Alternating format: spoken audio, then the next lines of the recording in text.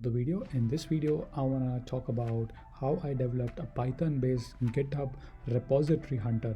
This is a script which hunts down all the repositories with their URL and save it as a CSV, Excel, and JSON file.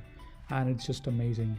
So let me just show you the glimpse of it. All you have to do is basically just give the username or the GitHub account and it hunts all the repository with their URL.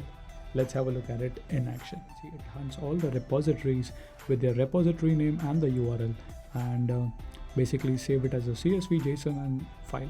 So all you have to do is basically just give the username of that person that you want to hunt down. So example, this is my GitHub account and the number of pages, and just call .run method. If you want to save that, so you can say obj.save as Excel, save as CSV, whatever you want to do that, right? So let me remove that. So once you do that, what it does is basically it hunts all the repository on that person's account with their URL.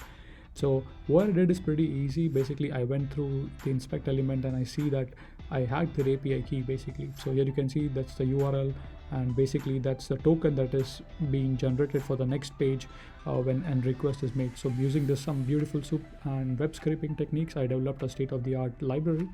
And here you can see all the repositories in a nice CSV format with their links as well. So here you can see. By the way, I released the code to be as open source as it's there on my GitHub. I'm also going to publish it on the PyPI, so please feel free to download it and play with it. I hope you have enjoyed this video. If so, do give a like, and if you have any more questions, please list them in the comment section below. And if you have means, you can also support me. You can send us donation through PayPal.